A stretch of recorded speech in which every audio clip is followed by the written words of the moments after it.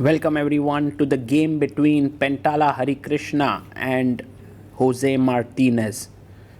The match has been very intense with two classical games ending in draws and then two games in 15 plus 10 segments also ending in draws. Now we are down to 10 plus 10 and Hari has the white pieces. This is going to be very interesting and exciting because both Jose and Hari are kind of have been playing at an even level, but as the game gets shorter, perhaps Jose Martinez's blitz skills start to get better, while Harikrishna's strength as a player and experience is definitely high. So it's actually very difficult to say even right now who's the favorite in this matchup. At least in the first game that they played, Hari was clearly worse in 15 plus 10 and then managed to hold a draw. Let's see how this goes. A handshake and pawn to e4. We have c5, knight to f3, d6, d4, pawn takes, knight takes. The open Sicilian, knight comes to f6, knight c3, knight c6, the classical Sicilian, bishop to d7 played. Hari takes on c6, very interesting move played by him. B takes c6 taken, and now bishop to c4. So he puts his bishop on this diagonal. It seems like some kind of a prep from him. h6, and he could take there on f6 but decides to come back on d2. Jose goes e6, queen comes to e2,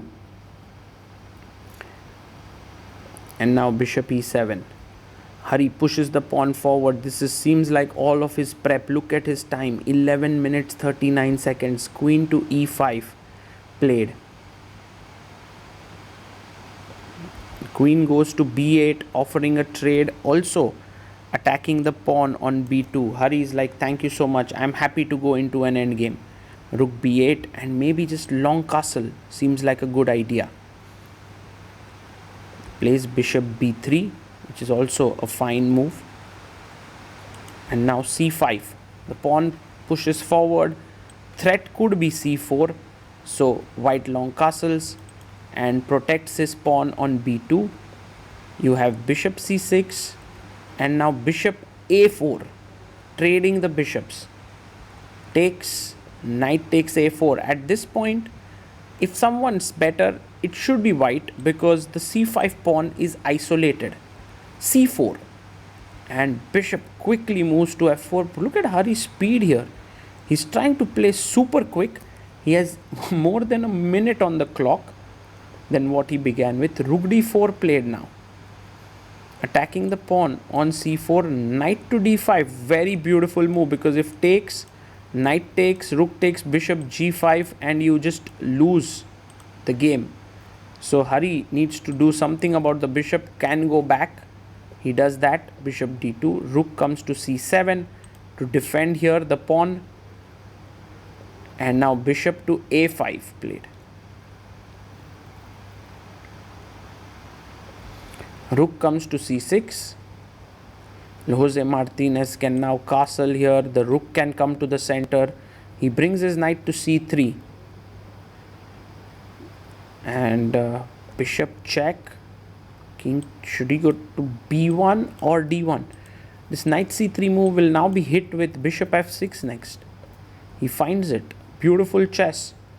And I think he'll spoil his structure here, regardless of wherever he moves. So maybe Hari now in some trouble here, because he would have loved to play the rook to d3 to defend here, but he has to go back. The pawn on c4 is very well placed. Bishop takes c3. Hari now takes back. Bishop takes c3 and knight takes c3 check. B takes c3. Just king e7, opening up the rook's path. Rook d1 played to come to d7. Rook b8 check, and goes king to c1.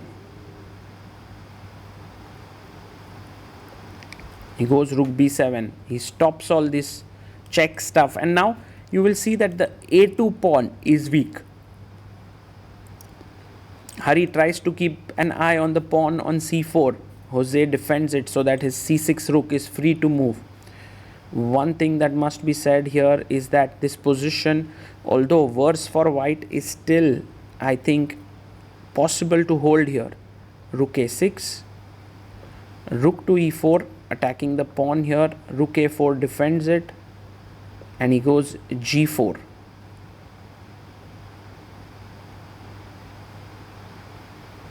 So Hari trying to expand on the king side. g5 played, and he goes king to b2, f6,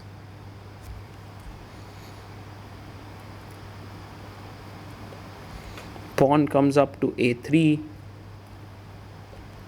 You have rook to c6 played, and he brings his rook back. He wants to swing his rook over to h3 to attack the h6 pawn. e5 by Jose.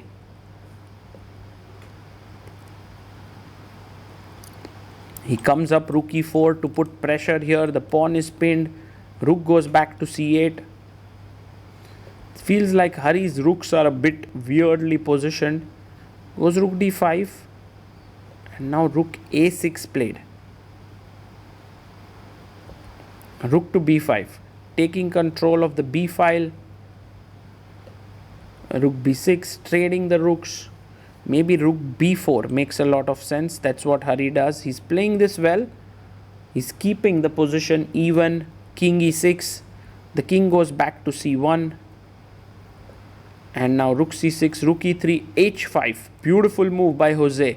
The last move by Hari, a bit too passive. And immediately Jose takes advantage of it. Rook h8, rook h3 played, and now king f5. This rook is kind of tied up on the other side. So it's time for you to move in. He plays it. King f5. Fantastic chess by Jose Martinez. Rook b7 and king g4 now. Can also be nice. Just making sure everything's right. King g4. He again finds a very good move. And Hari comes to check. King f4. Now a7 is hanging, but then also h5 is hanging. He takes on a7, takes on h5, h2 pawn is weak, h3 is played.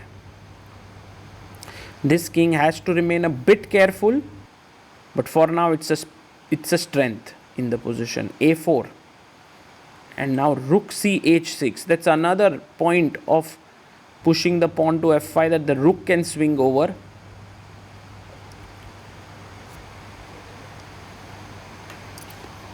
He plays the other rook to h6, and now I think some chances for Hari. Maybe king d2, king e2, trying to run this side might be a good idea. Yeah, he finds it. King d2, e4 played. A beautiful move. Pawn to a5 pushed.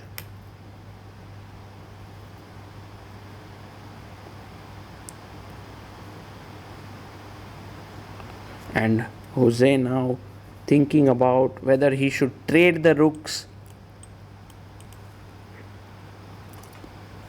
And he does it. He puts the rook on a6.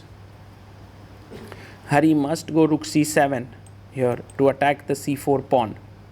There's no other way. He goes rook f7. That's interesting. Maybe he's trying for some rook g4 check stuff. Rook takes a5, defends the f5 pawn. Amazing play by Martinez. King e2, rook h4. He goes rook c7, and now just rook a2. The rook takes the pawn, and he takes c2 pawn with a check. King f1, trying to put the king on g2. g4 played. And if you take here, maybe he wants to take with the rook. hg. He gives a check. Okay. Very interesting move. What's happening? King g2. Oof, rook c1 is ending the game with a checkmate threat. Oh my god. He plays it.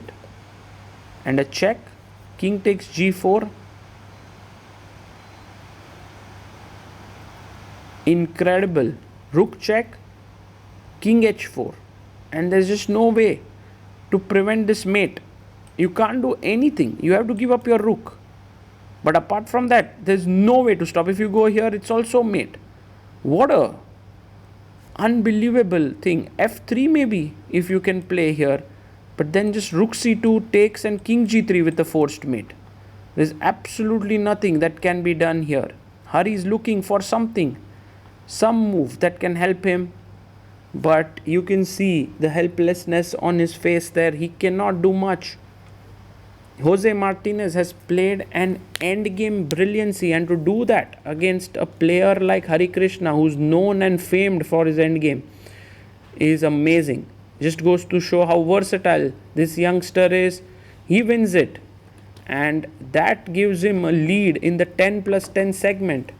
He actually then went on to draw the second game, which he was clearly better, and that sealed his spot in the quarterfinals. So Jose Martinez beats Harikrishna in the 5th round of the World Cup to enter the quarterfinals. A big result for all of Latin America, Mexico and South America.